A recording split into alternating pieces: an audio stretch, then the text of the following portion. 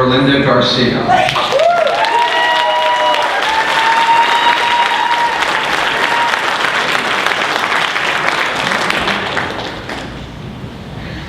Good morning, I guess, still, everybody. Thank you so much for your time and attention this morning, and to the Executive Committee and all of the activists and elected officials that do this good work day after day, week after week, month after month, and every year. By way of introduction, if you don't know me, my name is Marilinda Garcia. I come from the town of Salem, where I've spent just about all of my life and loving it. I'm serving in my 4th term now in the state legislature. I'm in the Finance Committee. And during my time, I've been very, very involved in trying to help solve what I think is one of the biggest issues facing our state in recent years, and that is our brain drain problem. We have a wonderful state, you all know that. It's beautiful, we have so much intellectual capital in the area, fantastic geographic place to live. We have high quality of living standards, but one of the things that we have a problem with is retaining those people that grow up here and are educated here, that they'll be able to find jobs here. I've been working on that. That, of course, as we know, comes from regulatory reform, that comes from keeping the business climate healthy.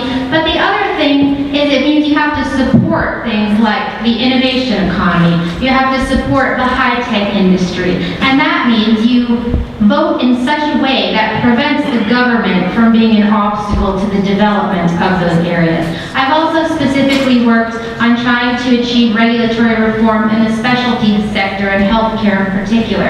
We know that healthcare is one of the biggest problems we have facing our country right now, and that's because the system was flawed before, but now, unfortunately, we have a federal government that instead of allowing for a consumer-oriented approach that allows individuals to choose according to price, according to level of quality, according to geographic location, what's best for them, instead of moving towards that model, towards something that we're used to in every other facet of life, instead of moving more towards Amazon.com or Priceline.com, instead the federal government, with the help of the woman I'm running against, that's Ann Custer, they have taken that healthcare system and moved it more like the DMV. Fantastic. That's exactly what we need right now.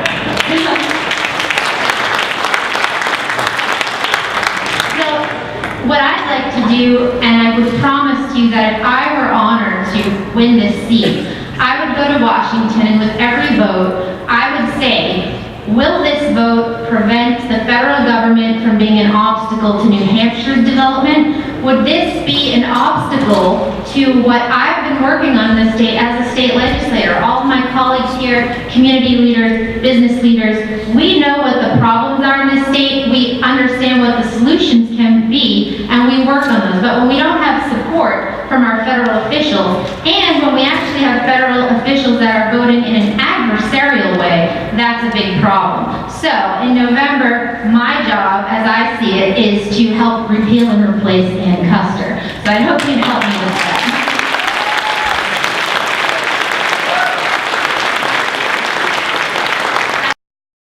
Just wanted to say that I adopted as a motto for my campaign, opportunity for all. And that's because the other problem we have right now is we have a government from the president on down through all the surrogates that is promoting government intervention, government mandates as a way to achieve equality for all. They're trying to mandate equality of outcome. I believe what's made our country the exceptional one it is today is that it provides opportunity for all and equality of opportunity. So that's what I'd like to do.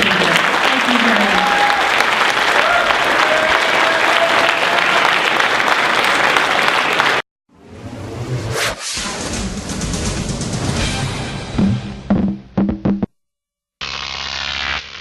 GOP TV.